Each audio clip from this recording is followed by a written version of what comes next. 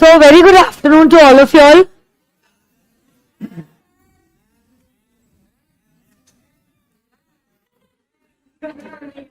Okay.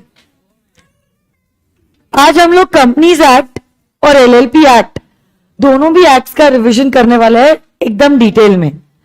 Okay, if you all have your chart book in front of you all can keep the chart books with you all. If not तो आपकी जो normal main book है उसी से आप ये revision कर सकते हो. ठीक है, this is a revision class. So I am assuming आपकी क्लासेस अच्छे से देखकर ऑलरेडी हो चुकी है. मैं चाहती हूं कि आप लोग सब रिवीजन प्रोसेस में इन्वॉल्व रहे. जो भी सवालों के जवाब आपको देते आ रहे हैं प्लीज जवाब दीजिए. एंड साइमल्टेनियसली जहां कहीं पे भी आप गलती करते हो यू ऑल कैन मार्क दो sections there and there itself. आवाज एक बार फिर भी चेक कर.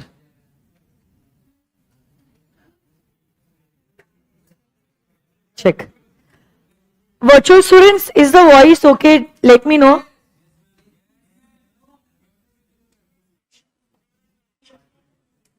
सही है. ओके, ठीक है. फिर firstly we are revising the companies act 2013. Everyone has to give the answers along with me. ठीक है. ओके, जहां तक कंपनीज एक्ट की ज्योग्राफिकल एप्लीकेबिलिटी है, कंपनीज एक्ट जो है it is applicable to whole of India. तो ज्योग्राफिकल एक्सटेंट की अगर मैं बात करती हूं, कंपनीज एक्ट पूरे इंडिया को एप्लीकेबल है. बट अब इंडिया में किन किन लोगों को यह कानून एप्लीकेबल होगा? तो सबसे पहली बात तो it applies to each and every company. Companies act 2013 it applies to each and every company. It's also applicable to insurance companies, banking companies, companies that are involved in the generation and supply of electricity. It is also applicable to companies incorporated under special acts, and it is also applicable to body corporates as notified by the central government.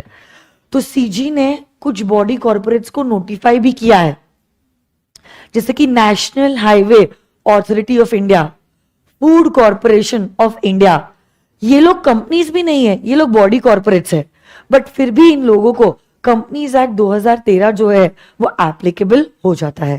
देखो, what is the short title of the act? Companies act 2013.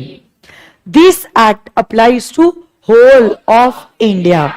But India में ये कानून किसको किसको applicable है? सबसे पहले तो हम कहते हैं it is applicable to each and every company.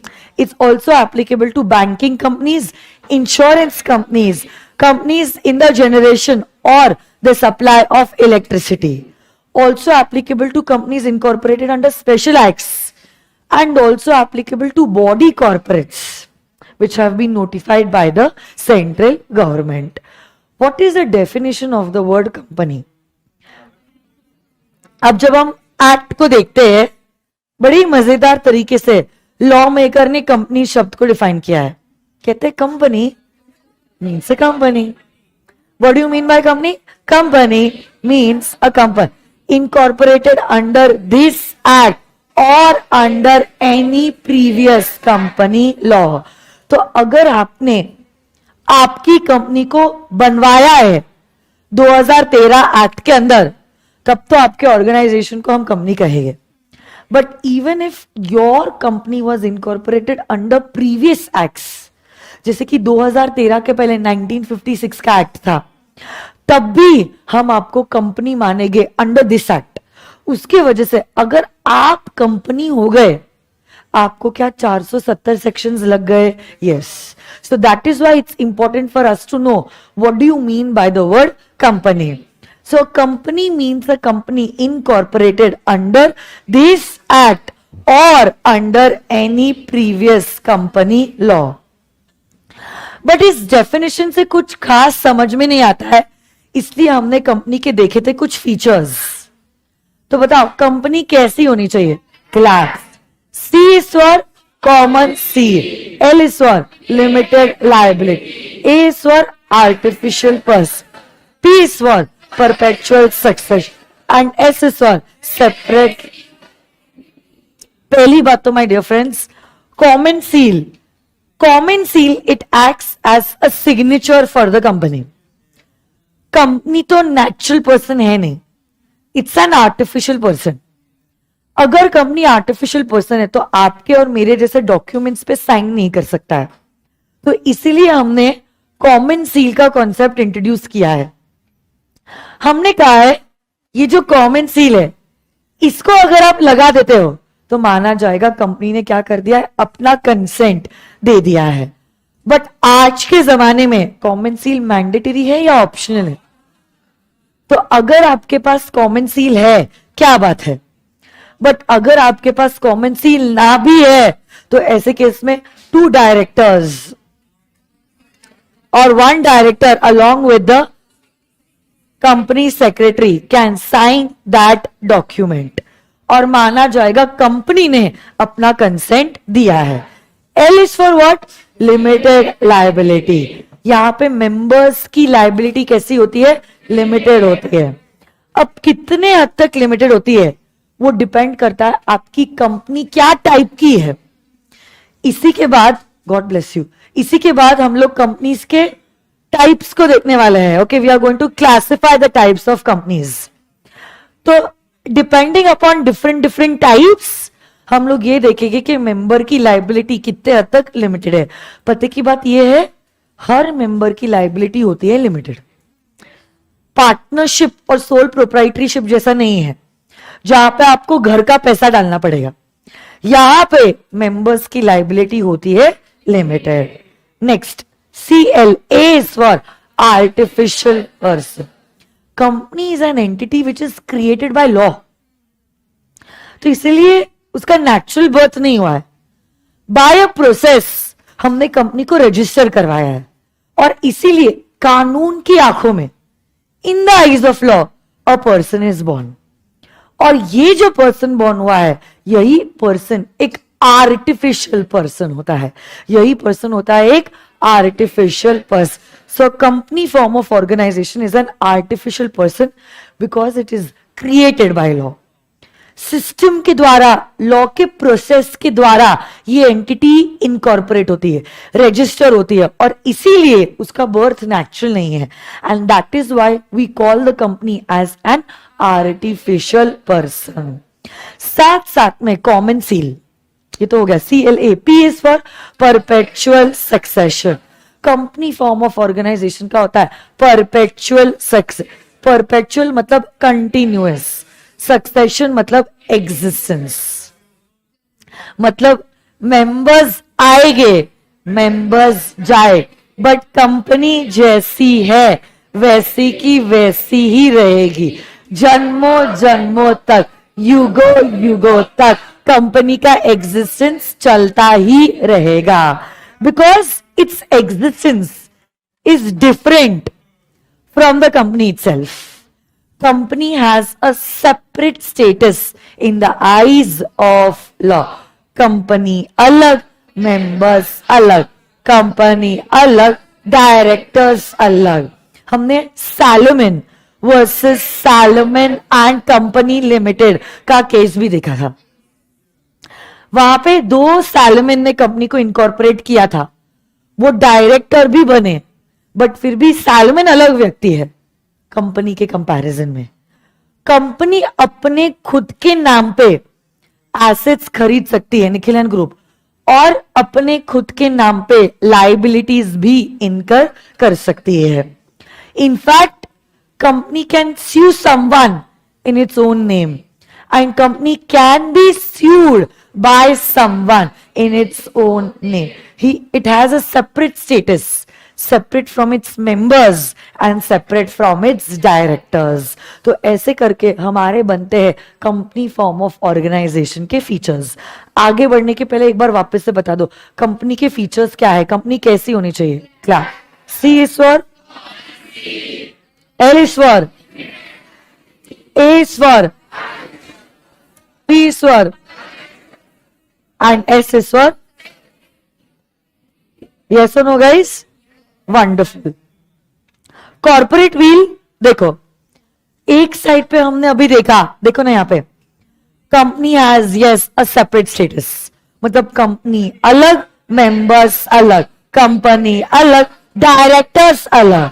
एक साइड पे हमने ये व्हील, ये पर्दा गिराया है और फीचर्स के द्वारा हमने सबको अलग अलग माना है.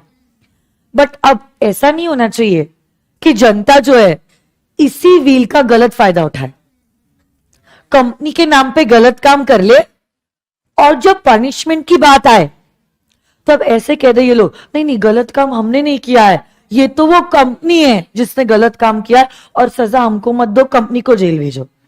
तो क्या आप सत्यम लिमिटेड को जेल भेजोगे? सत्यम लिमिटेड के जो मैनेजर्स है जिन्होंने ये कांड किया है, क्या आप उनको जेल में भेजोगे? तो एक साइड पे जहां लॉ मेकर ने ये पर्दा गिराया है, लॉ मेकर अगर चाहे इस पर्दे को उठा भी सकते हैं. इसी कॉन्सेप्ट को कहते हैं लिफ्टिंग ऑफ कॉर्पोरेट व्हील, जहां पे एक साइड पे जनरली हमने कंपनी और मेंबर्स और कंपनी और डायरेक्टर्स को अलग अलग माना था, दूसरे साइड पे हम इस व्हील को, इस पर्दे को उठा सकते हैं, लिफ्ट कर सकते हैं और इन दोनों लोगों को एक ट्रीट कर सकते हैं, और इन दोनों लोगों को एक ट्रीट कर सकते हैं और कंपनी के नाम पे गलत जो काम किए उसके लिए या तो मेंबर्स या तो डायरेक्टर्स को हम सजा देंगे. इसी कॉन्सेप्ट को क्या कहते हैं? Lifting of corporate wheel. Law maker ने इनफैक्ट एक्ट में तो कुछ बातें बताई है कि ये सारी केसेस में कॉर्पोरेट व्हील लिफ्ट होगा और भले ही काम कंपनी के नाम का है बट सजा या तो मेंबर्स या तो डायरेक्टर्स को होगी. बट कुछ ऐसे इंस्टेंसेस लॉ में भी हुए हैं, कानून में, जहां पे कुछ गलत काम कंपनी के नाम पे हुआ है और दो लोग झगड़ के कोर्ट ऑफ लॉ में चले गए और जज ने वहां पे डिसीजन लिया है इस केस में भी हम कंपनी और मेंबर्स को या कंपनी और डायरेक्टर्स को अलग नहीं मानेंगे और कॉर्पोरेट व्हील को लिफ्ट करेंगे. तो इसीलिए कुछ जुडिशियल प्रोविजंस है. Judicial means because of the judiciary, because of the legal system we came to the conclusion कि यहां पे भी कॉर्पोरेट व्हील की लिफ्टिंग होती है. मतलब कोर्ट ऑफ लॉ में ये डिसीजन लिया गया है, जज साहब ने कहा है कि ये केस में हम लोग क्या कर देंगे, पर्दे को उठाएंगे और पर्दा जो उठ गया तो आप जानते हो क्या हो जाएगा, भेद जो है वो तो खुल जाएगा, है ना. सबसे पहले to determine the character of the company, company आपकी एनिमी है या फ्रेंड है, कंपनी आपकी एनिमी है या फ्रेंड है. देखो याद कीजिए, ब्रिटिश कंपनी 1, ब्रिटिश कंपनी 2, इसने टायर्स बनाए और टायर्स मैन्युफैक्चर करके दूसरी कंपनी को बेच दिए. यहां पर सुनो ना मेरी बात, क्या हुआ था, भले ही कंपनी लंदन में इनकॉर्पोरेटेड थी, almost all the directors were Germans and almost all the members were Germans. Tyre बेचने के बाद बट पैसे मिलने के पहले there was a war declared between the Britishers and the Germans.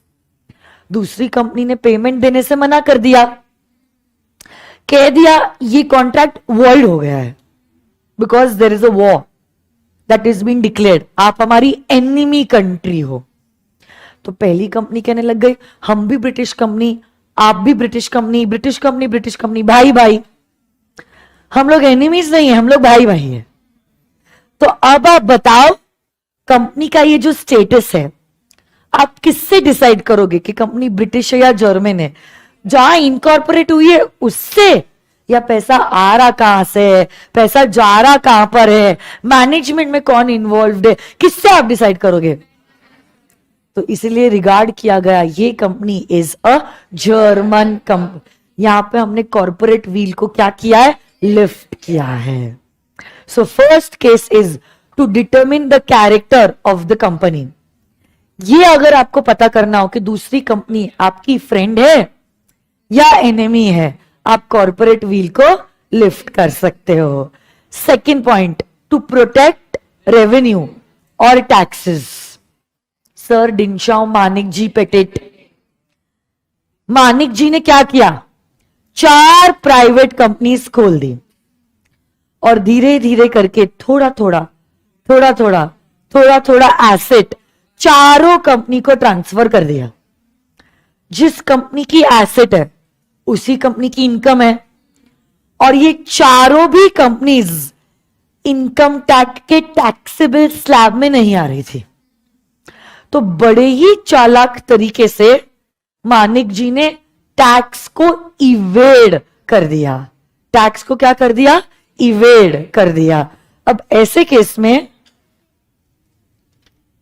ले लो,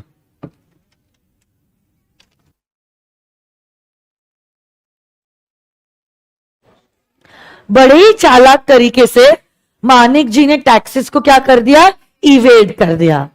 अब इनकम उनकी थी जो उन्होंने 4 जगहों पे स्प्लिट कर दी और इनकम टैक्स डिपार्टमेंट को धोखा दिया।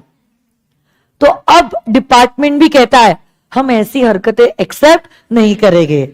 मानिक जी और ये चारों भी कंपनीज की जो इनकम है उसको हम क्लब करेंगे और इसी क्लब्ड इनकम पे हम आपको टैक्स देने लगाएंगे। गेटिंग दिस और no my dear friends?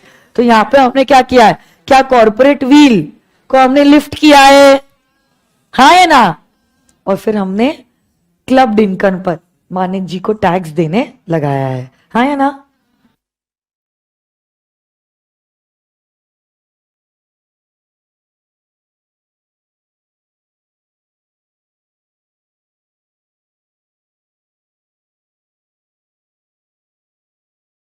Okay, third point, to avoid legal obligation. सुनो मेरी बात,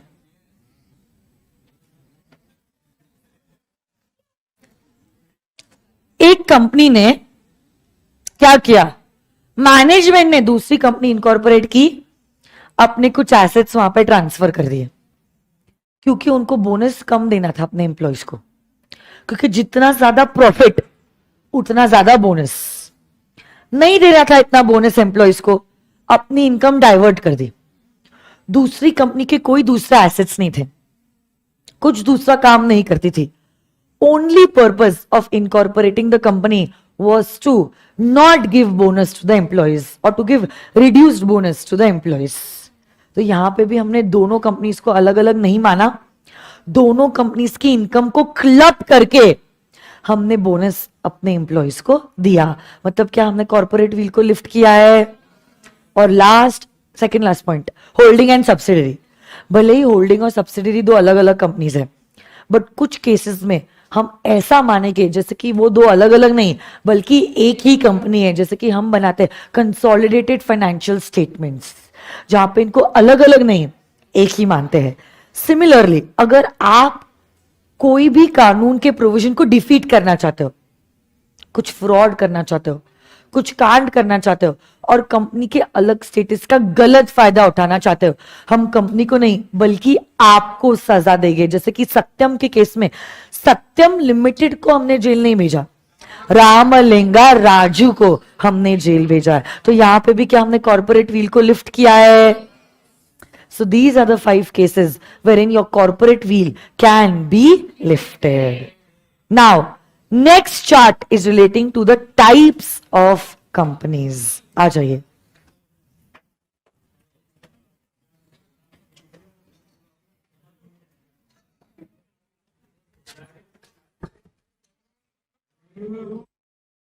on the basis of liability. सुनो ना मेरी बात, on the basis of liability companies are divided into 3 types. Can you tell me the 3 types? Limited by shares, limited by guarantee and an unlimited company. अगर आपकी company limited by shares है, the liability of the members is limited up to the extent of unpaid share capital. ये जो unpaid share capital है, क्या आप life time में बुला सकते हो? Can you also call it during the winding up? You can call it either during the lifetime or during the winding up. एक बार आपके shares fully paid up shares हो गए तो क्या मेंबर्स की लायबिलिटी एक्सटिंग्विश हो जाती है? उसके बाद आप पैसा अपने मेंबर्स से नहीं बुला सकते हैं. गारंटी कंपनी में भी मेंबर्स की लायबिलिटी लिमिटेड ही होती है up to the extent of the guaranteed amount. ये गारंटीड अमाउंट कहां लिखा होता है? मेमोरेंडम ऑफ एसोसिएशन में. बट ये पैसा सिर्फ और सिर्फ बुलाया जा सकता है during the winding up. Unlimited company में मेंबर्स की लायबिलिटी होती है अनलिमिटेड. बट अनलिमिटेड कंपनी में भी आप लायबिलिटी जो रहती है वो अराइज होती है ओनली ड्यूरिंग द वाइंडिंग.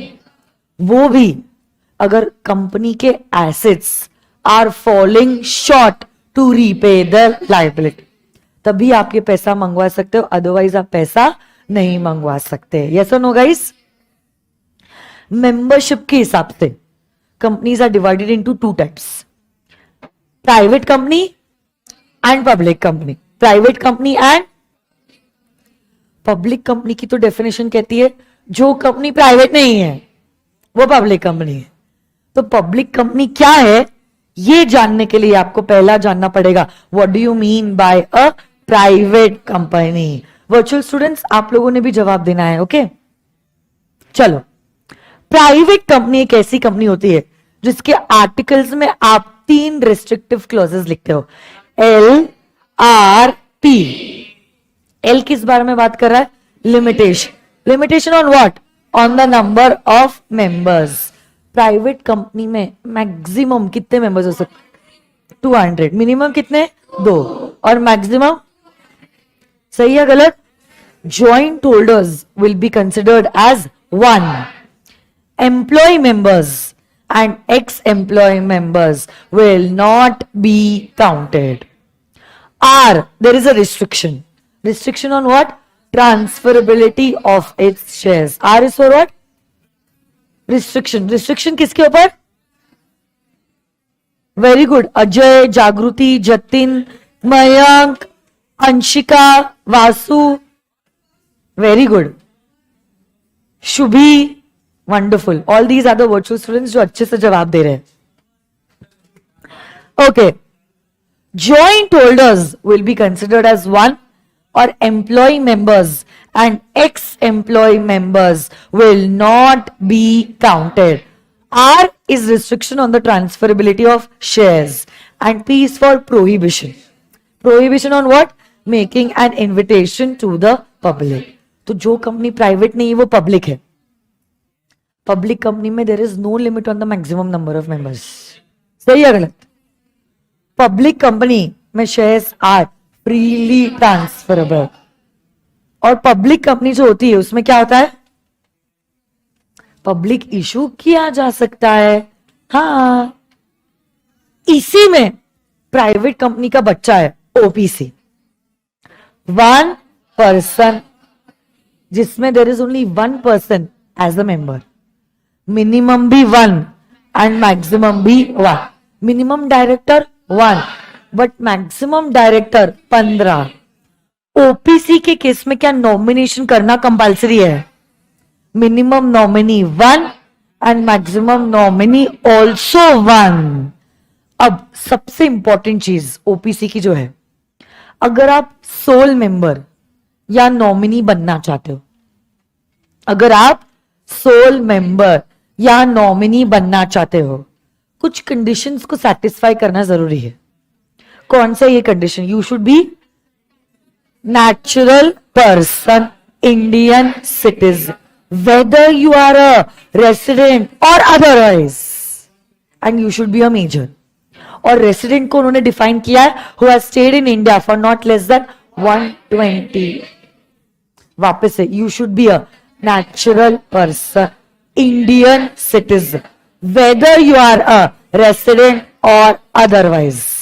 मतलब अब फर्क नहीं पड़ता है आप रेसिडेंट हो भी या नहीं हो, बट रेसिडेंट को उन्होंने डिफाइन किया है, कहता है उस बंदे को हम रेसिडेंट मानेंगे who has stayed in India for not less than 120 days in the immediately preceding financial year, and you should also be a major. सही है गलत? Small company, small company, small company. Small company means a company other than a public company, other than a जिसका paid up share capital does not exceed, बोलो ना रे, and turnover does not exceed. तो अब देखो मैं वही बोल रही हूं, आपकी जो लिमिट्स आपने कही है ना वो गलत कही है. 50 लाख बोला ना आपने, इस चार्ट में गलत होगा, मेरे को नहीं पता फिर कहां पे दिया है.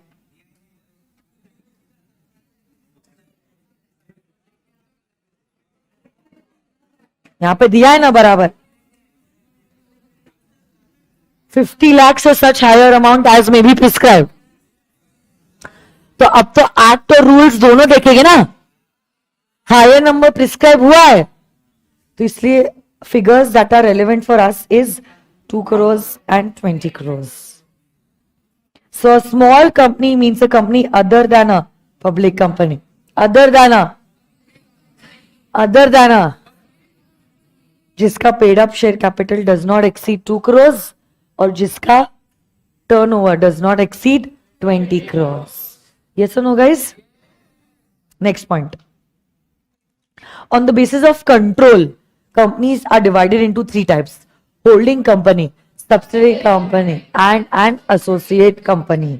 होल्डिंग कंपनी मतलब ऐसी कंपनी जिसकी कोई सब्सिडरी है, और सब्सिडरी कंपनी मतलब ऐसी कंपनी जिसकी कोई होल्डिंग है, जिसको कोई दूसरी कंपनी कंट्रोल कर रही है.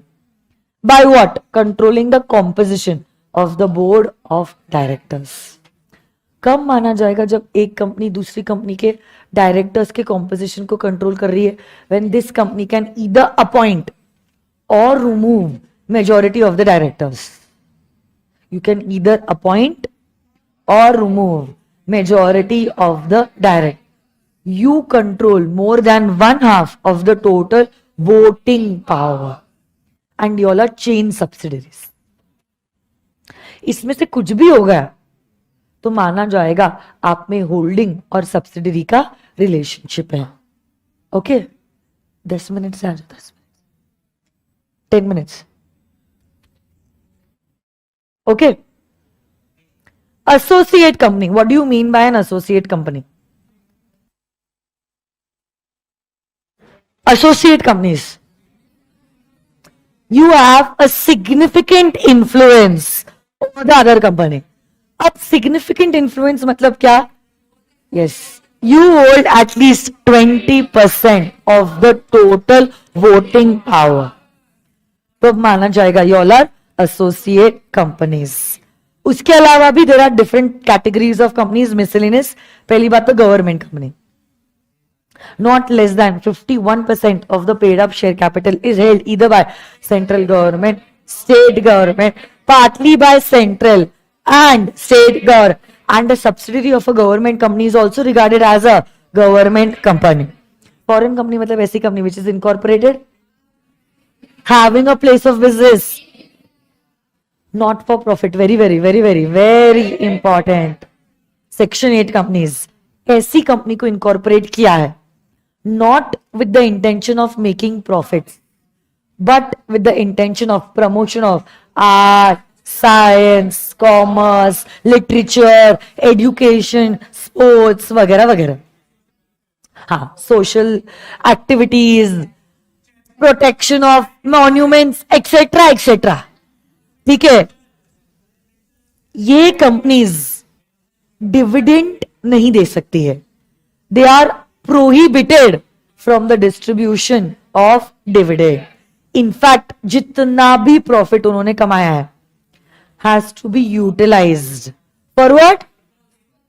Yes, for the purpose of, yes, for the promotion of their objective. ऐसी कंपनी को इनकॉर्पोरेट करने के लिए क्या लाइसेंस की जरूरत है? सेंट्रल गवर्नमेंट इनको लाइसेंस देता है. जहां सीजी उनको लाइसेंस दे सकता है, सीजी क्या उनका लाइसेंस छीन भी सकता है. वाइंडिंग अप के वक्त भी सरप्लस एसेट्स मेंबर्स को डिस्ट्रीब्यूट नहीं किए जा सकते. They have to be donated to another section 8 company. ये कंपनीज ने अपने नाम के आगे प्राइवेट लिमिटेड या लिमिटेड ना लिखा तो भी क्या चलेगा? डोरमेंट कंपनी ऐसी कंपनीज होती जिसमें कोई भी सिग्निफिकेंट अकाउंटिंग ट्रांजैक्शन नहीं हो रहा है. किसको कहेंगे significant accounting transaction? Transaction other than payment of fees by the company to the registrar, payment to fulfill the requirements of the act, allotment of shares and payment for the maintenance of office and records. ये transaction अगर आप कर भी लेते हो तो भी क्या चलेगा? इसको हम सिग्निफिकेंट अकाउंटिंग ट्रांजैक्शन नहीं मानेंगे. डोरमेंट का स्टेटस आपको मिलता है सिर्फ और सिर्फ 5 सालों के लिए. And lastly, Nidhi companies are by the members and for the members. Yes or no, guys? Next point. चलो. Formation of a company. कोई भी कंपनी को फॉर्म करने के लिए कम से कम 1, 2 या 7 लोग लगते हैं. 1 in case of a 1-person company. 2 in case of a private company. And 7 in case of a public company. तो कोई भी कंपनी को फॉर्म करने के लिए कम से कम 1, 2 या 7 लोग लगते हैं. कैसे इनकॉर्पोरेट करेंगे? सेक्शन नंबर 7 इस बारे में बात करता है. हमने एक समरी चार्ट भी बनाया था. सबसे पहली बात तो आप इनकॉर्पोरेट करने के लिए एक फॉर्म देते हो INC 32 स्पाइस प्लस. उसके भी पहले क्या आप नाम रिजर्व करते हो स्पाइस प्लस के पार्ट ए में? कितने दिनों के लिए नाम रिजर्व होता है? 20 डेज के लिए. और उसी 20 दिनों के बीच आप क्या करोगे? बहुत सारे डॉक्यूमेंट्स सबमिट करोगे. उसी 20 दिनों के अंदर क्या करोगे? बहुत सारे डॉक्यूमेंट्स सबमिट करोगे. कौन से documents? Memorandum of association, articles of association, particulars of first subscribers, particulars of first directors, consent of first directors, address of correspondence. और 2 टाइप का डिक्लेरेशन है. पहला डिक्लेरेशन कौन दे रहा है?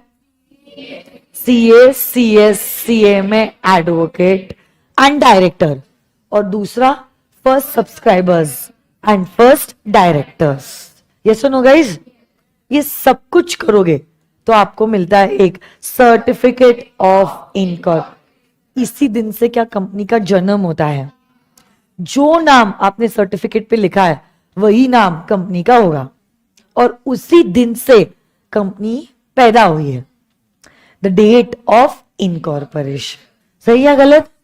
और इसी सर्टिफिकेट ऑफ इनकॉर्पोरेशन में क्या कंपनी का सिन 21 अल्फा न्यूमेरिक कोड क्या लिखा होता है? वापस से बताओ ना कौन से डॉक्यूमेंट्स आप सबमिट करते हो? Memorandum of association, articles of association, particulars of first subscribers, particulars of first direct, consent of first directors, declaration. 2 type का डिक्लेरेशन है. CA, CS, CA में advocate and director and first subscribers and first directors, and you also give the address of correspondence.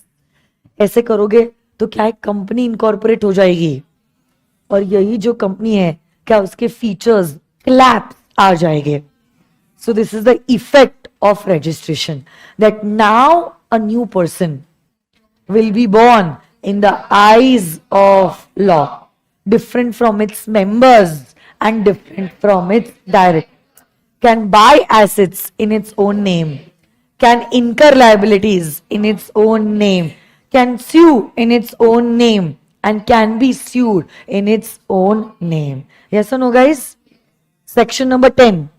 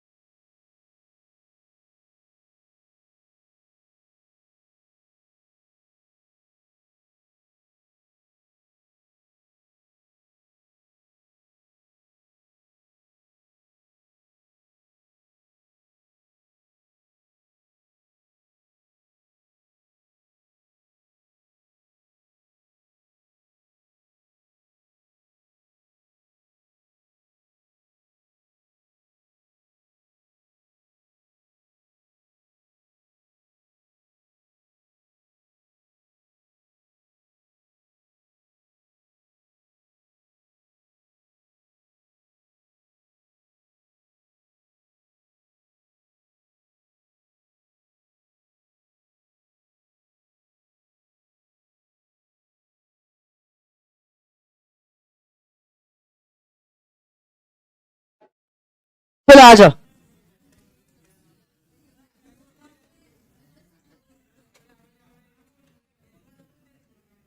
तू जा रहा है क्या? जा.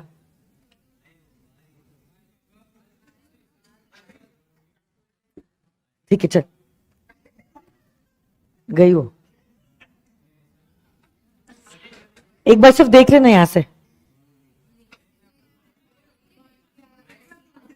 अच्छा लेके गए क्या मौसी? Okay. Effect of memorandum and article. सुनो मेरी बात. एक बार कंपनी इनकॉर्पोरेट हो जाती है, क्या हुआ?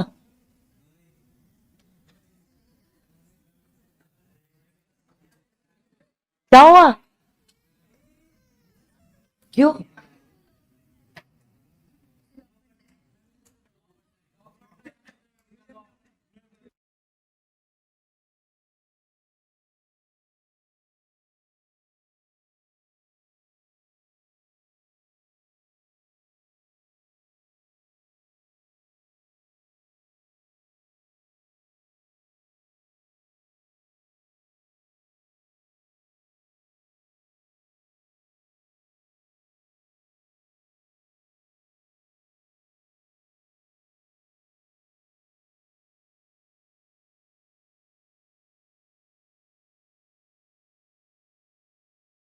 एक ही मिनट. हाँ.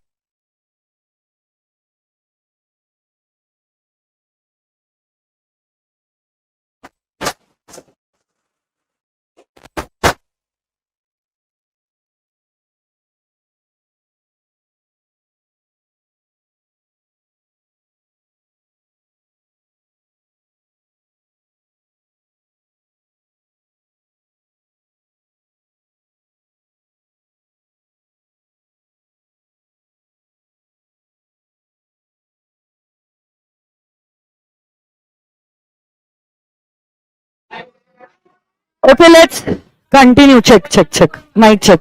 आवाज चेक. चलो let's continue. Effect of memorandum and article, इस पॉइंट पे थे हम लोग. तो क्या कहता है ये पॉइंट? एक बार कंपनी इनकॉर्पोरेट हो गई, ऐसा माना जाएगा जैसे कि हर मेंबर ने कंपनी के साथ एक कॉन्ट्रैक्ट एंटर किया है. अब कॉन्ट्रैक्ट एक्ट में तो आप एक्सपर्ट हो गए, आप लोग जानते हो कि अगर दो लोग कॉन्ट्रैक्ट एंटर करते हैं, that contract becomes binding on these people, जिसकी वजह से अब हम ये कह सकते हैं ये सारे प्रोविजंस जो मेमोरेंडम और आर्टिकल्स में लिखे हैं, company is bound towards its members for all these provisions. Even the members are bound towards the company for the provisions, because it's a contract entered between two people. Company and the members are not bound towards the outsider. So this is what this section says. Capital. तो अब देखो, capital means the share capital. यही capital अलग अलग types में classified है. सबसे पहले तो आपका ऑथराइज शेयर कैपिटल. ये वो अमाउंट है जो कंपनी मैक्सिमम शेयर्स के रूप में कलेक्ट कर सकती है. ऑथराइज शेयर कैपिटल के क्लॉज में आप ये भी लिखते हो कि आपके टोटल नंबर ऑफ शेयर्स क्या है और उनकी फेस वैल्यू क्या है. यही ऑथराइज शेयर कैपिटल मेमोरेंडम में लिखा होता है. मेमोरेंडम के बहुत सारे क्लॉजेस है, उसमें से वन ऑफ द क्लॉज है कैपिटल क्लॉज. और मेमोरेंडम एक डॉक्यूमेंट है जिससे कंपनी इनकॉर्पोरेट होती है, और इसीलिए ऑथराइज शेयर कैपिटल को कभी कभार रजिस्टर्ड कैपिटल भी कहते हैं. क्या कहते हैं? बट जितना ऑथराइज है पूरा का पूरा इशू करे ऐसा जरूरी नहीं है, और इसीलिए वो कैपिटल का पार्ट जो आपने इशू किया है उसको कहते हैं as the issued share capital. उसको क्या कहते हैं? Issued share capital. इशू किया है बट पूरा का पूरा सब्सक्राइब हो ऐसा जरूरी नहीं है. इशू में से जितना पब्लिक ने सब्सक्राइब किया है उसको कहते हैं as the subscribed share capital. अब हो सकता है आपने सारे मेंबर्स से 8 रुपए बुलाए, बट कुछ कुछ लोग हैं जिन्होंने सिर्फ 6 रुपए दिया है, लास्ट कॉल के 2 रुपए नहीं दिए. तो जितना आपने पैसा बुलाया है उसको कहते हैं कॉल्ड अप कैपिटल, जितना पैसा आपको मिला है उसको कहते हैं पेड अप कैपिटल, और जो पैसा आपने बुलाया है बट मिला नहीं है उसको कहते हैं calls in arrear. So called up minus calls in arrears is known as paid up capital. Yes or no guys? Shares, equity shares हो सकते हैं या तो हो सकते हैं preference shares. Yes or no guys? Equity shares भी ordinary हो सकते हैं या shares with differential voting rights. वैसे ही preference shares के भी अलग अलग types होते हैं. Cumulative, non-cumulative, convertible, non-convertible, participating, non, but irredeemable preferences कभी नहीं होते. Preferences compulsorily redeem किए जाते हैं, वो भी within a period of 20 years. Okay? अब मेमोरेंडम और आर्टिकल के बारे में चर्चा करते हैं. चलो, हर एक कंपनी के 2 मेन डॉक्यूमेंट्स होते हैं. कौन से? Memorandum of association, articles of association. कहां पे लिखा होता है नाम और काम, और इसी काम को करोगे कैसे? In the articles of association. Memorandum से कंपनी का ऑब्जेक्टिव क्या है वो समझ में आता है. इनफैक्ट अगर किसी इन्वेस्टर ने कंपनी में पैसा डाला है, मेमोरेंडम रीड करके अब उसको ये समझ में आएगा ये पैसा किस पर्पस के लिए इस्तेमाल होने वाला है. और अगर कोई भी क्रेडिटर कंपनी के साथ कॉन्ट्रैक्ट एंटर करता है, इसी मेमोरेंडम को रीड करके अब उसको ये समझ में आ जाएगा whether this contract is within the powers of the company or beyond the powers of the company. इसी मेमोरेंडम के बहुत सारे क्लॉजेज है. क्या आप मेमोरी टेक्निक बोल सकते हो मुझे? बोलो. NR Wonderful. N is for? R is for? L is for? Liability clause. O is for? C is for? And आ गई इस पर ओपीसी है तो नॉमिनेशन क्लॉज भी लिखा जाएगा. अब पहले नेम क्लॉज. कंपनी का नाम क्या है वो लिखा जाता है in the name clause. Private company है तो नाम के आगे प्राइवेट लिमिटेड लिखा होगा. पब्लिक कंपनी है तो नाम के आगे पब्लिक लिमिटेड लिखा होगा. R is for registered office clause. उसमें आप सिर्फ लिखते हो state of your registered office. सिर्फ क्या लिखते हो? State of your registered office. Members की लाइबिलिटी कितने हद तक लिमिटेड है वो लिखा जाता है in the liability clause. Company काम क्या करना चाहती है वो लिखा होता है in the object clause. Company का कैपिटल कितना है, ऑथराइज्ड शेयर कैपिटल, वो लिखा होता है इन द कैपिटल क्लॉज. और कंपनी के फर्स्ट सब्सक्राइबर्स का नाम लिखा होता है इन द एसोसिएशन क्लॉज. है ना. आर्टिकल्स में आप लिखते हो bylaws, the rules and regulations for the internal management. Company काम करेगी क्या वो एमओए में लिखा होता है. इसी काम को कैसे किया जाएगा वो लिखा होता है in the articles of association. अब देखो, अगर आप चाहो ना आपके आर्टिकल्स को एंट्रेंच कर सकते हो, मतलब ऐसा स्ट्रिक्टर प्रोविजन एप्लीकेबल करवा सकते हो जो एसआर से भी स्ट्रिक्टर है. यूजुअली लॉ मेकर कहते हैं आर्टिकल्स को अगर अल्टर करना है एसआर पास करो. आर्टिकल्स को अगर अल्टर करना है तो एसआर पास करो. यहां पे हम कह रहे हैं नहीं नहीं, एसआर से भी ज्यादा स्ट्रिक्टर 80%, 90%, 100% मेंबर्स की कंसेंट लेंगे तभी हम उस क्लॉज को अल्टर करेंगे. उसी को कहा जाता है एज एंट्रेंचमेंट. तो आप आपके आर्टिकल्स को कर सकते हो एंट्रेंच. आप आपके आर्टिकल्स को कर सकते हो and I think the last but not the least and one of the most important part of the company is that are the 3 doctrines. उसमें से इंडोर मैनेजमेंट तो इंस्टीट्यूट का फेवरेट है. मैंने आपको कहा भी था this is very very very very very important. तो सुनो मेरी बात. Doctrine of ultra vires. Ultra मतलब बियॉन्ड एंड वायर्स मतलब पावर्स. कोई भी ट्रांजैक्शन जो कंपनी ने किया है, कोई भी ट्रांजैक्शन जो कंपनी ने किया है which is beyond its powers, which is beyond its powers is known as an ultra wires transaction. ऐसा ट्रांजैक्शन होता है void ab initio, null in the eyes of. और इसके लिए कंपनी लायबल, इसके लिए कंपनी लायबल. इनफैक्ट ऐसे transactions का रैटिफिकेशन भी पॉसिबल नहीं. जो ट्रांजैक्शन स्टार्टिंग से ही वॉइड है, कभी कानून के नजरिए में एग्जिस्ट ही नहीं किया था, क्या कभी उसका अल्ट्रेशन पॉसिबल है? ऐसे ट्रांजैक्शंस का अल्ट्रेशन भी पॉसिबल नहीं. यस और no guys? Along with that my dear friends, directors are personally liable. अगर ट्रांजैक्शन किया नहीं है बट करने जा रहे हो, you can also go for an injunction order. Yes और नो गाइस? Indoor management. सुनो ना मेरी बात. इंडोर मैनेजमेंट आपको याद है Royal British Bank versus Turquand. इसी केस के बाद डॉक्ट्रिन ऑफ इंडोर मैनेजमेंट आया है. उसको कभी कभार हम लोग टर्क्वैन्स रूल भी कहते हैं.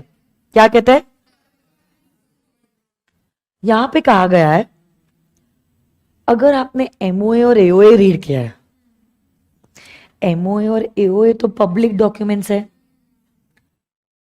एमओए और एओए अगर आपने रीड किया है, आप ये प्रिज्यूम कर सकते हो. प्रिज्यूम करना मतलब अज्यूम करना कि इंटरनल प्रोसीडिंग्स कंप्लाई हो चुका है, कि internal proceedings comply, internal proceedings comply, you can presume that the internal proceedings have been complied with. Company के निजी मामले में आपको दखल अंदाजी या इंटरफियर या क्रॉस चेक करने की जरूरत नहीं है. एमओए और एओए में ये पावर होना जरूरी है. और कंपनी अगर खुद होके ही आपके पास ट्रांजैक्शन एंटर करने आई है तो कंपनी तो पावर लेके ही आई होगी ना. अगर पावर नहीं होता क्या कंपनी आपके पास आ सकती थी? बट अगर कंपनी आई है मतलब पावर लेके ही आई होगी. बट आप जानते हो वो लॉ ही क्या लॉ है जिसके कोई एक्सेप्शंस ना हो. तो इसके भी कुछ एक्सेप्शंस है, 3 एक्सेप्शंस है. You had the knowledge of irregularity. आपको पता है कि जो हो रहा है वो गलत हो रहा है, फिर भी आप गलत ट्रांजैक्शन एंटर कर रहे हो. इसमें बेवकूफ कंपनी नहीं, आप हो. आपको पता है दाल में कुछ काला है, फिर भी दाल पी रहे हो तो पेट तो दुखेगा ही ना. You have the knowledge of irregularity but फिर भी आप वो ट्रांजैक्शन एंटर कर रहे हो तो हम आपको प्रोटेक्ट नहीं करेंगे. We will protect the company against you. तो मैंने क्या बोला? We will protect the outsider against the company. Next, irregularity, negligence. आपने नेग्लिजेंटली बिहेव किया है. आनंद बिहारी लाल को याद कीजिए. क्या हुआ? कंपनी की इमूवेबल प्रॉपर्टी बेचने का कॉन्ट्रैक्ट उन्होंने एंटर कर दिया विद एन अकाउंटेंट. क्या अकाउंटेंट को इमूवेबल प्रॉपर्टी बेचने का अधिकार होता है? इसमें आप नेग्लिजेंटली बिहेव कर रहे हो. आपका एटीट्यूड केयरलेस था. हम आपको प्रोटेक्ट नहीं करेंगे. We will protect the company against the outside. और तीसरा पॉइंट है फॉर्जरी. रूबिन का केस लो. Forgery is a case of absence of consent. It's not a case of irregularity of consent and no consent. इसलिए वो contract जिसमें किसी की सिग्नेचर फॉर्ज्ड है वो कभी भी enforceable. So this is about the revision of the Companies Act 2013. चलो,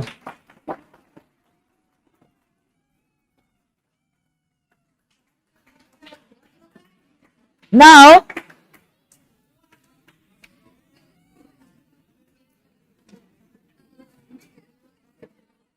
काय झालं?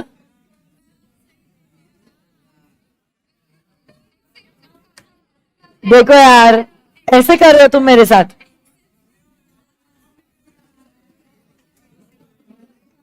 मैंने सही कहा था ना?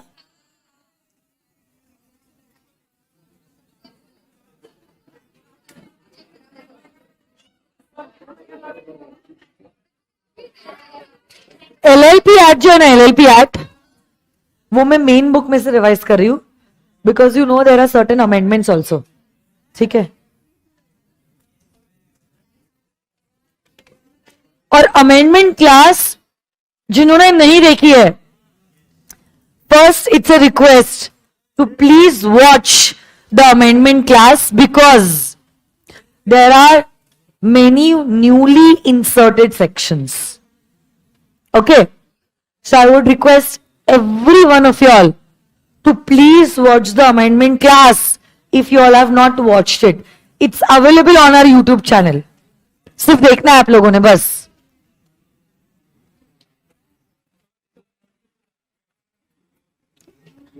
आ जाइए.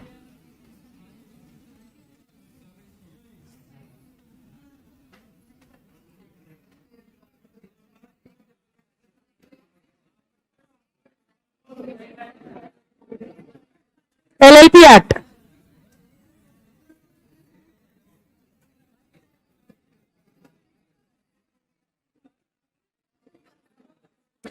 बातें क्यों कर रहे हो आप लोग सब? Let's start then.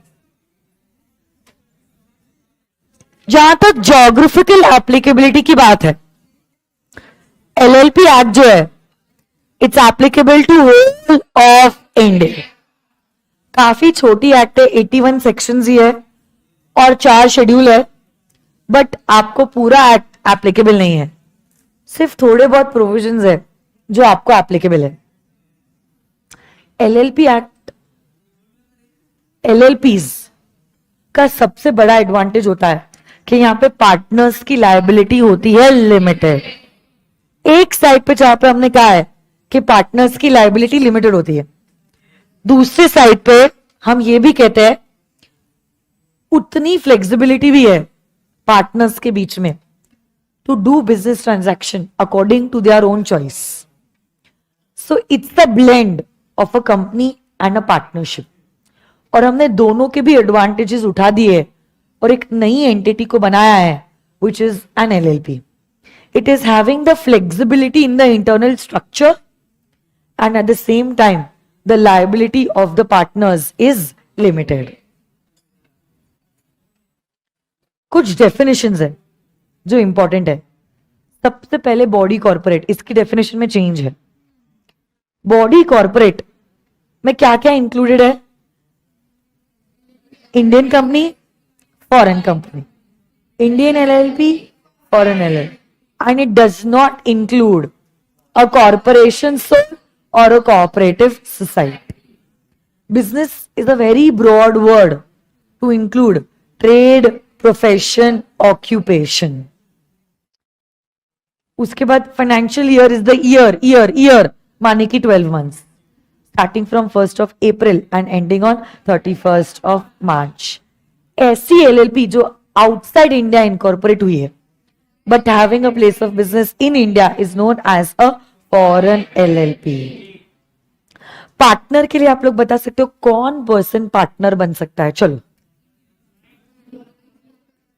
Any individual और a body corporate can become a partner. Any individual or a body corporate can become a partner. Minimum partners कितने होते हैं?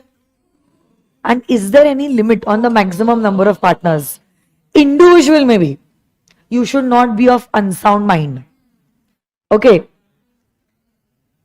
Any person who is an undischarged insolvent cannot become a partner in an LLP. Or any person who has applied for insolvency, जहां application उसका pending है, ऐसा व्यक्ति भी partner की तरह एलएलपी में इंट्रोड्यूस नहीं हो सकता। हमने एक साइड पे तो कह दिया हर एलएलपी में लगते हैं कम से कम 2 पार्टनर्स, बट अगर कभी भी एलएलपी के लाइफ में your number of partners reduce below 2, हाँ मतलब 1, and this LLP continues to do the business for more than 6 months, 6 महीने के बाद that partner will be personally liable for all the liabilities even incurred in the name of the LLP. 2 तो partners होना जरूरी है, plus every LLP shall also have at least 2 designated partners, जिसमें से one of them shall at least be a resident of India. Resident of India means a person who has stayed in India for not less than 120 days. Yes or no, guys?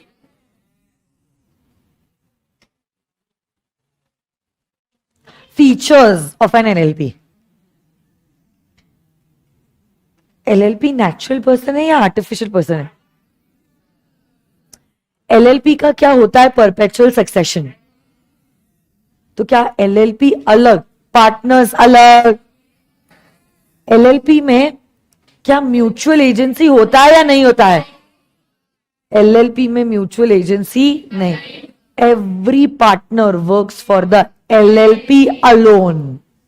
यही partners के बीच में होता है एक LLP agreement. क्या होता है? और इसी LLP अग्रीमेंट के द्वारा आपस के राइट्स और लाइबिलिटीज और उनके rights and liabilities with the partners define किए जाते हैं। हर पार्टनर की लाइबिलिटी होती है limited.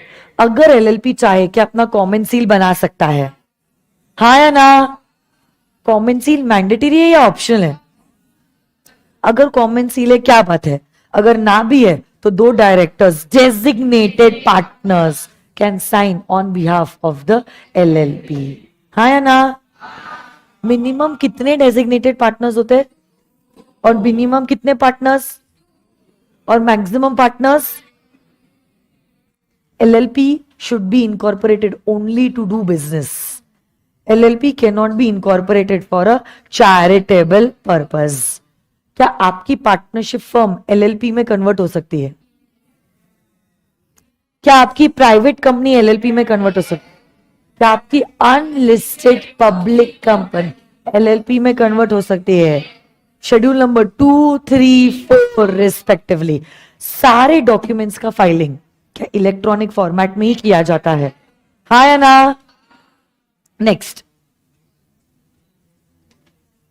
Incorporation of an LLP। पहली बात तो कोई भी LLP को इनकॉर्पोरेट करने के लिए क्या कम से कम 2 पार्टनर्स लगते हैं? क्या 2 डेजिग्नेटेड पार्टनर्स भी लगते हैं? क्या आप रजिस्ट्रार के पास आपका नाम रिजर्व करोगे? Your name will be reserve for a period of 3 months in E form number 1। जब तक आपका नाम रिजर्व्ड है, क्या बहुत सारे डॉक्यूमेंट्स आप रजिस्ट्रार को देते हो? LLP का नाम, LLP का रजिस्टर्ड ऑफिस, पार्टनर्स का नाम, पार्टनर्स का एड्रेस, डेजिग्नेटेड पार्टनर का नाम, डेजिग्नेटेड पार्टनर का address, proposed business of the LLP, consent of partners and designated partners and declaration by CA, CS, CMA, advocate along with at least 1 subscriber। ये सारी चीजें हो जाती है कि आपकी LLP इनकॉर्पोरेट हो जाएगी। इफेक्ट क्या होगा रजिस्ट्रेशन का? अब एक सेपरेट पर्सन बोर्न हो जाएगा इन the eyes of law. It can buy assets in its own name, incur liabilities in its own, it can sue someone in its own name and it can be sued by someone in its own name। ये सारे documents क्या registrar अपने पास retain रखेगा और LLP को देगा एक certificate of incorp within a period of 14 days। इसी सर्टिफिकेट को हम कंक्लूसिव एविडेंस मानते हैं कि वो सारे स्टेप्स जो इनकॉर्पोरेशन के लिए लगते हैं वो LLP ने कंप्लाई किए हैं। हर LLP का क्या होना चाहिए? अपना registered office for communication. In fact अगर आप LLP से कम्युनिकेट करना चाहते हो, पार्टनर से कम्युनिकेट करना चाहते हो, डेजिग्नेटेड पार्टनर से कम्युनिकेट करना चाहते हो, क्या आप नोटिस भेज सकते हो at the LLP's registered office? अगर LLP चाहे कि अपना रजिस्टर्ड ऑफिस शिफ्ट भी कर सकता है। नाम के लिए बताओ, आपके LLP का नाम shall not be similar to any other LLP, any other company or a registered trademark। हाँ या ना? So basically it should not be undesirable in the opinion of the central government। अगर आपका नाम अनडिजायरेबल है, किसी दूसरे LLP के नाम से सिमिलर है, रजिस्टर्ड ट्रेडमार्क से सिमिलर है, क्या CG आपको नोटिस देगी? 3 महीनों के अंदर क्या आपको स्टेप्स कैरी आउट करने पड़ेंगे in order to change your name. और अगर रजिस्टर्ड ट्रेडमार्क से सिमिलर है तो proprietor of registered trademark will apply to the CG within a period of 3 years और CG आपको नोटिस देगा और 3 महीनों के अंदर आप नाम चेंज करवा लोगे। अगर आपने नाम चेंज नहीं किया, क्या CG खुद आपका नामकरण कर लेगा? और ये नया नाम अगर आपको पसंद नहीं आया, क्या आप प्रोसेस फॉलो करके नाम चेंज कर सकते हो?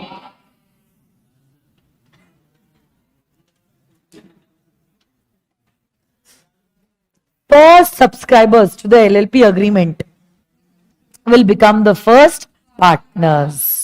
इसी LLP agreement से आप rights और liabilities define करते हो और यही LLP agreement जो है ई फॉर्म नंबर 3 में 30 दिनों के अंदर ROC के पास फाइल की जाएगी।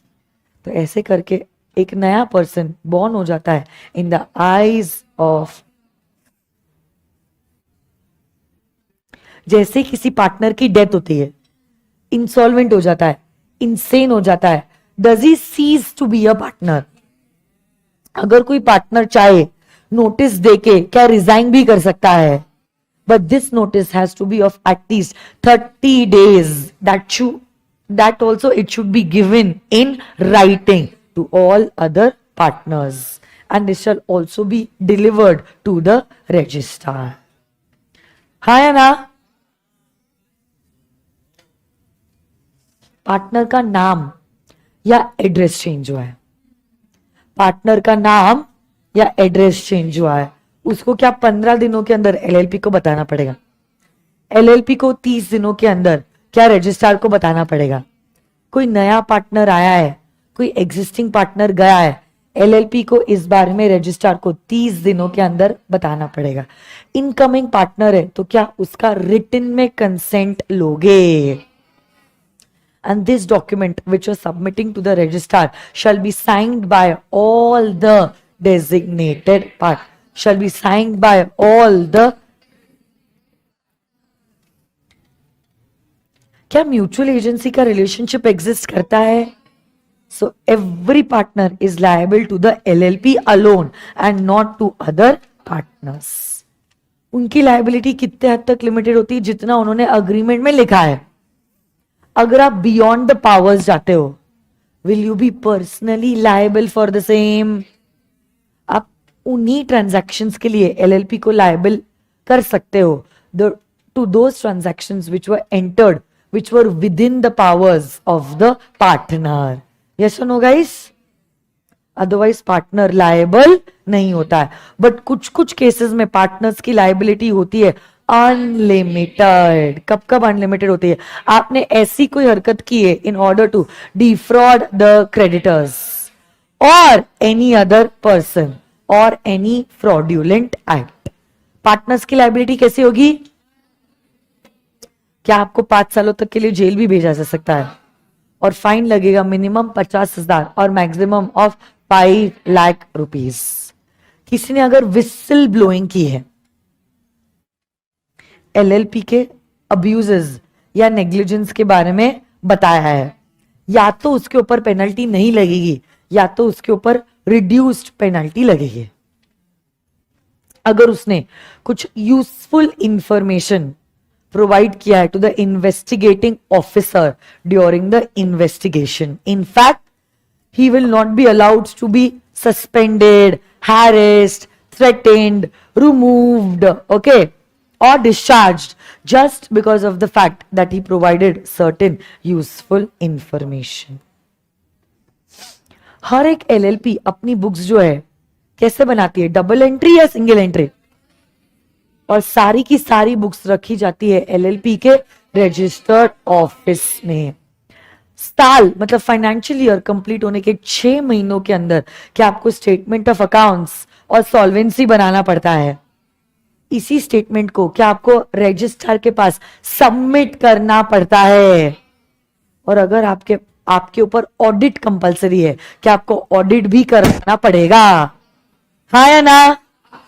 हर एलएलपी को क्या एनुअल रिटर्न रजिस्ट्रार के पास सबमिट करनी होगी within a period of 60 days from the closure of the financial year. Firm LLP में कन्वर्ट हो सकता है by following schedule number 2. Private company LLP में कन्वर्ट हो सकती है by following schedule number 3. Unlisted public company LLP में convert हो सकती है by following schedule number 4. जैसे ये शेड्यूल एक्ट के रूल्स, रेगुलेशंस, नोटिफिकेशंस आप कंप्लाई करते हो, रजिस्ट्रार ऑफ एलएलपी क्या करेगा? आपका नाम एलएलपी में से हटाएगा, एलएलपी के रजिस्ट्रार में से हटाएगा और आपको एक, क्या बोल रही हूं मैं, मुझसे गलती हो गई, सॉरी. आपकी फर्म प्राइवेट कंपनी या तो अनलिस्टेड पब्लिक कंपनी एलएलपी में कन्वर्ट हो रही है. आप शेड्यूल को, रूल्स को, प्रोविजंस को फॉलो कीजिए और अपने आप को एलएलपी में कन्वर्ट करा लीजिए.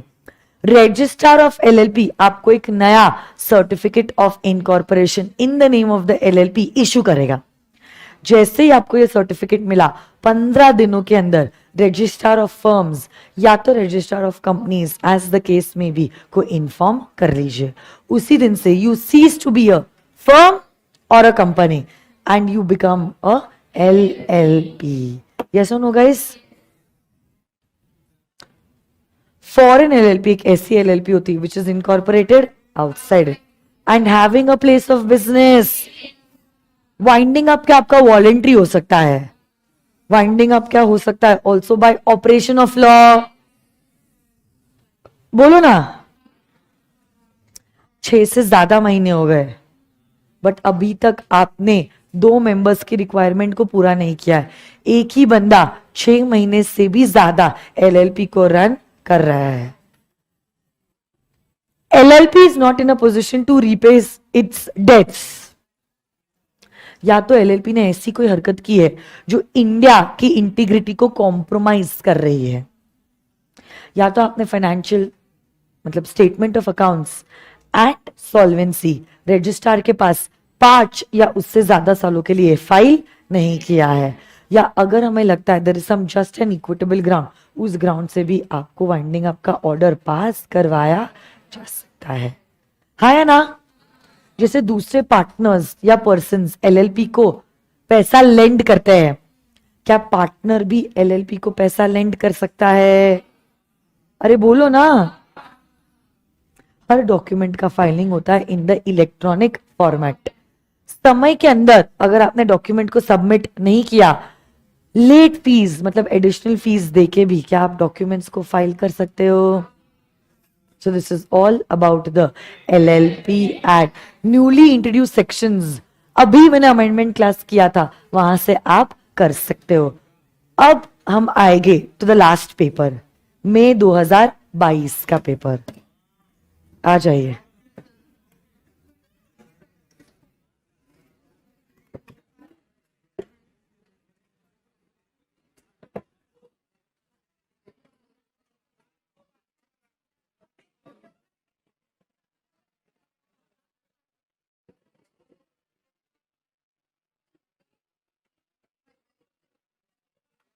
बोलो ना.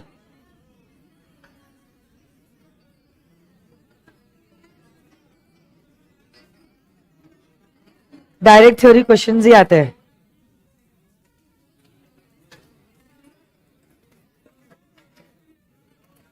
Okay.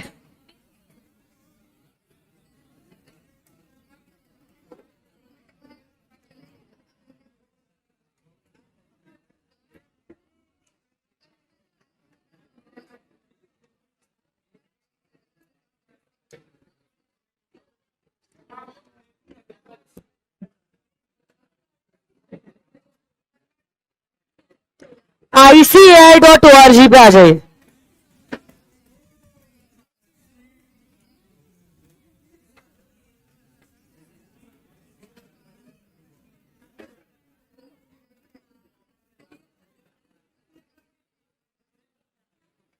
Students,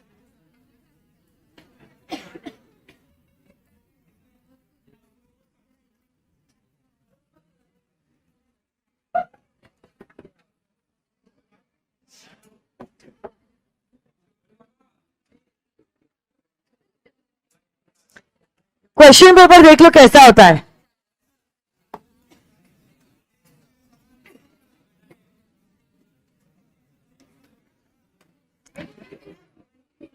So question 1 is always compulsory. Out of the remaining 5, you're supposed to attempt any 4. Companies act या LLP का अगर कोई क्वेश्चन है, you can please stop me over there. We'll discuss about it. Okay.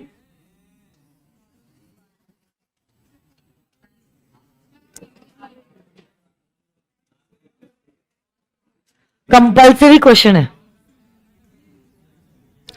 Companies act अगर नहीं किया, 4 marks lost from 100 marks.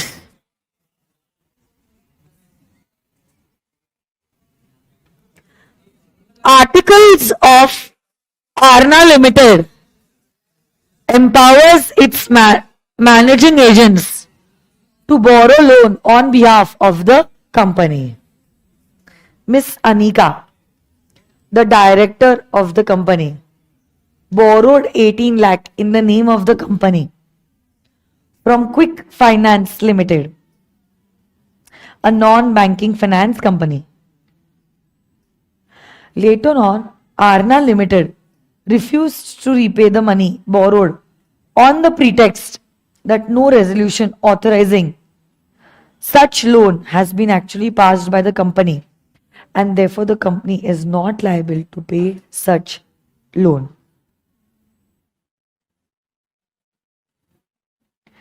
Decide whether the contention of Arna Limited is correct in accordance with the provisions of the Companies Act 2013. Very good यार. Doctrine of indoor.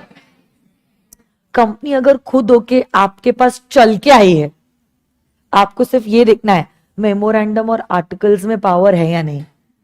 ऐसा presume किया जाएगा कि company internal management को comply करके ही आपके पास आई होगी. तो यहाँ पे अगर कंपनी खुद होके चल के गई है, इट विल बी प्रिज्यूम्ड कि इंटरनल मैनेजमेंट ऑलरेडी कंप्लाई हो चुका है. इंटरनल प्रोसीडिंग्स ऑलरेडी कंप्लाई हो चुका है. हमें इंटरनल प्रोसीडिंग्स देखने की जरूरत नहीं. We will protect the outsider against the company. Yes और नो गाइस?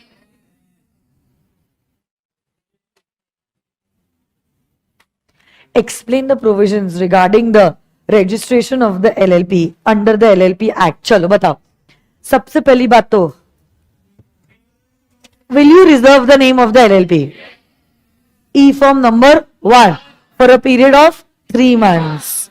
नाम रिजर्व करने के बाद क्या आप बहुत सारे डॉक्यूमेंट्स रजिस्ट्रार को सबमिट करोगे? कौन से डॉक्यूमेंट्स? LLP का नाम, LLP का रजिस्टर्ड ऑफिस, मेंबर्स और पार्टनर्स और डेजिग्नेटेड पार्टनर्स का नाम और उनका एड्रेस.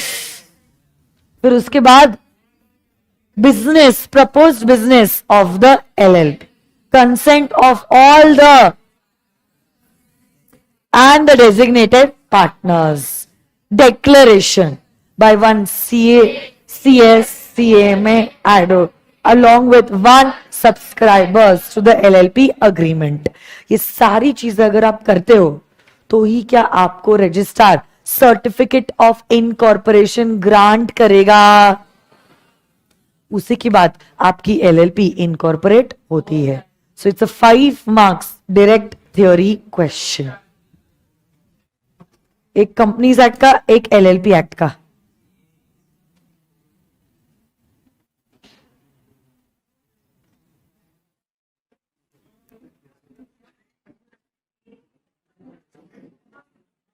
छह मार्क का सवाल है. Explain the doctrine of ultra vires under the companies act 2013. And what are the consequences of ultra wires acts of the company? Ultra wires मतलब beyond the powers of the company. हर वो कोई transaction जो company के MOA के object clause के बाहर है उसको मानेंगे अल्ट्रा वायर्स एक्ट. उसका इफेक्ट होता है such transactions are void they are null in the eyes of law. ऐसे ट्रांजैक्शंस का रेक्टिफिकेशन पॉसिबल नहीं. In fact the directors are personally liable. Transaction किया नहीं है बट करने जा रहे हो, then you can go for an injunction order. Yes और no guys? So this is about ultra vires and the effects thereon. इतने ही क्वेश्चंस हो गए मेरे हिसाब से. और एक है,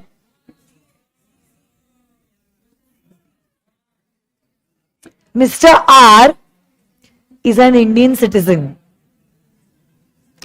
and has stayed in India during the immediately preceding financial year for 130 days. R है Mr. Indian citizen, natural person and resident of India. He appoints Mr. S, a foreign citizen, as his nominee.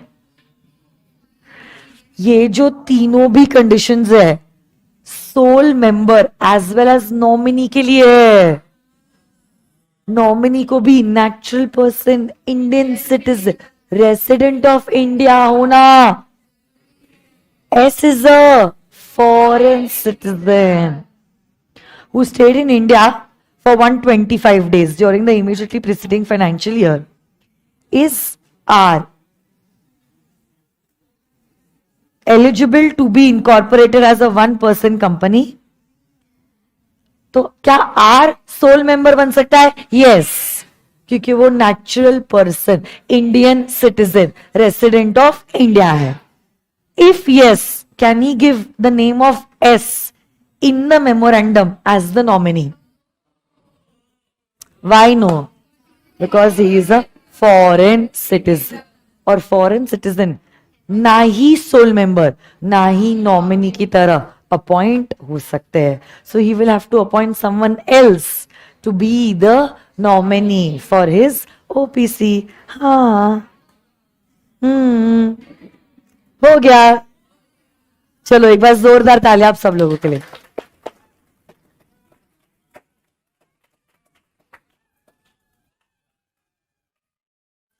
कुछ चीजें मैं आप लोगों को बताना चाहती हूं.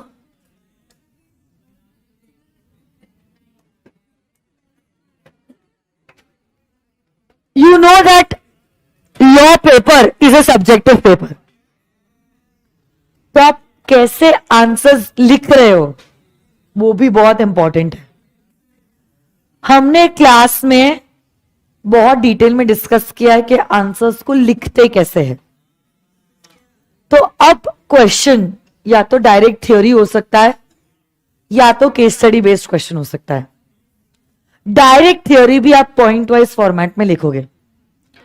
और अगर केस स्टडी बेस्ड क्वेश्चन है, you need to divide your answers into 4 parts: facts, reference, analysis and conclusion.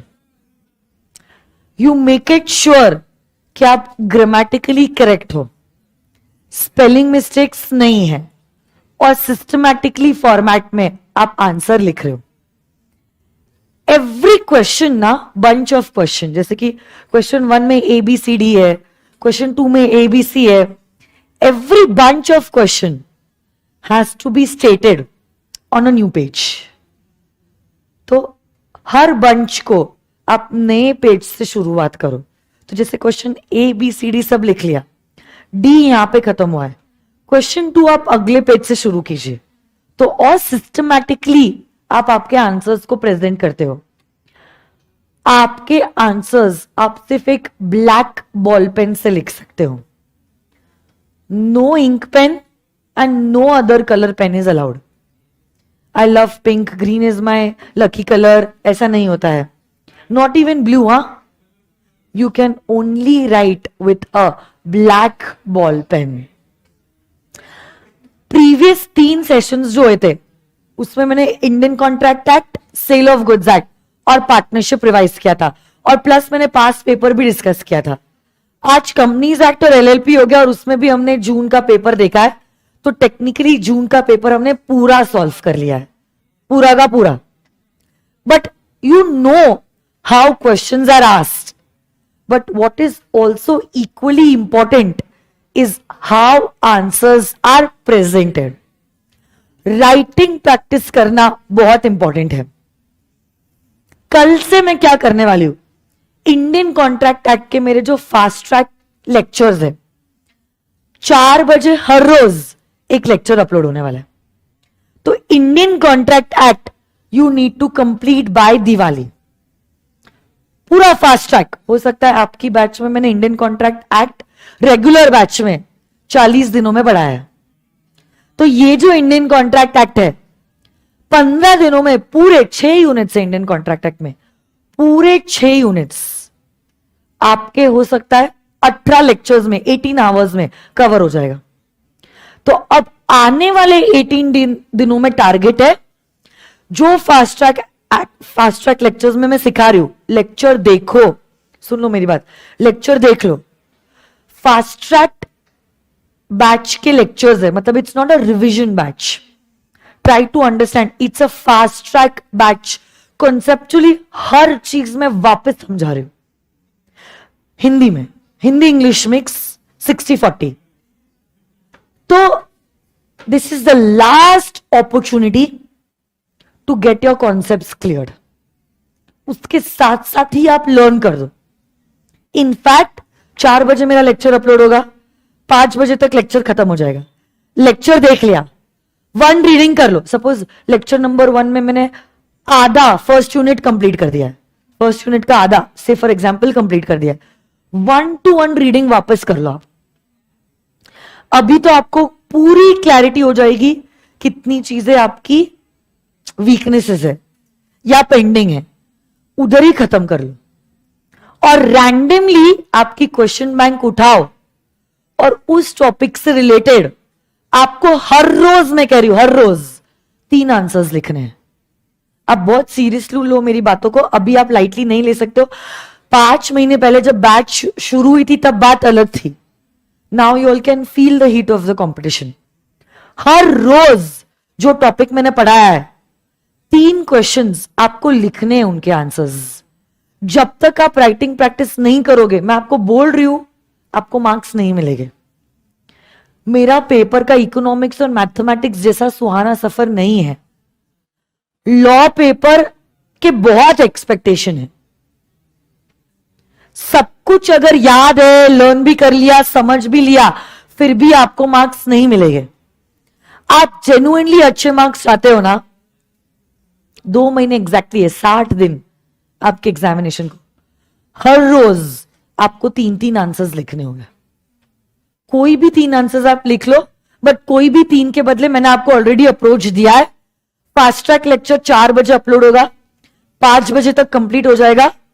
उसके बाद 45 मिनट्स में आप 1 to 1 रीडिंग करोगे और बाकी के आधे घंटे में आप 3 आंसर्स लिखोगे. आधे घंटे में 3 आंसर्स लिखने चाहिए, 10 मिनट्स टू एवरी आंसर.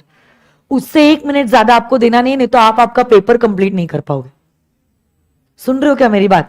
ऐसे करके आपको 4 से 6 का स्लॉट लॉ के लिए डेडिकेट करना होगा, सिर्फ लॉ के लिए डेडिकेट करना होगा. 18 दिनों के बाद हम वापस मिलेंगे फॉर राइटिंग प्रैक्टिस. और अगर मैं देख रही हूं कि इंडियन कॉन्ट्रैक्ट एक्ट के फास्ट ट्रैक लेक्चर्स बच्चे देख रहे हैं और कर भी रहे हैं, मैं क्या करूंगी, हमारा टेलीग्राम का ग्रुप ऑलरेडी क्रिएटेड है. हफ्ते में 1 दिन हम डिसाइड कर लेंगे, उस दिन मैं ग्रुप की चैट ऑन करूंगी. आपने लिखे गए आंसर्स आप लिख सकते हो, पोस्ट कर सकते हो. I will on the media. आपके कुछ डाउट है आप पोस्ट कर सकते हो. और ऐसे करके हफ्ते में कोई भी 1 दिन randomly I on the chat of the group, we will interact. You will be able to solve your doubts and you will also be able to post the answers that you have written so that I can comment individually आपको कहां पे improvement का scope है. और अगर अच्छा है I will give you a thumbs up or a heart as the case may be. तो ये आने वाले 18 दिनों में आपकी ये मेहनत होगी. और मुझे अगर दिख रहा है या लग रहा है कि आपका रिस्पॉन्स आ रहा है तो मेरे साइड से फिर मैं भी कुछ कमी नहीं छोड़ूंगी. मैं फिर सेल ऑफ गुड्स एक्ट के भी फास्ट ट्रैक लेक्चर्स अपलोड करूंगी. आगे अगर लगे तो पार्टनरशिप एक्ट के भी अपलोड करूंगी. That will only depend on how good you are responding. अगर आपको ही कुछ नहीं है तो फिर मैं भी क्यों कुछ सीरियसली लूं आपके करियर को. So let us check with these coming 18 lectures. If the response is good I will upload the remaining lectures also. तो ऐसे करके अब आपका अप्रोच होगा, it should be a combination of both revising through fast track, revising through the book and writing 3 answers every day.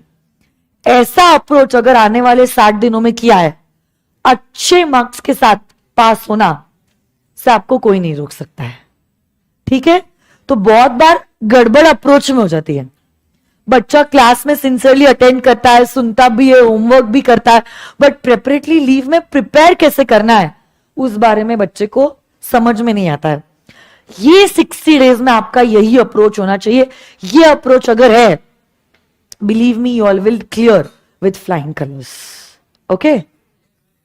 और जो face to face के बच्चे हैं, 2 बजे के बाद I am available in the class. सिर्फ 11:30 to 2 o'clock I have my inter class.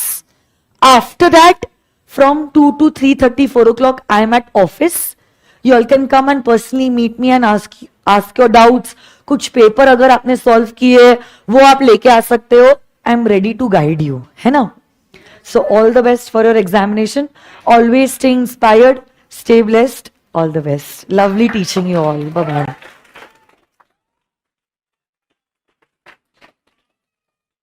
ये फास्ट ट्रैक लेक्चर्स जो है they will be uploaded on our YouTube channel Swapnil Patni at 4 o'clock every day at 4 o'clock.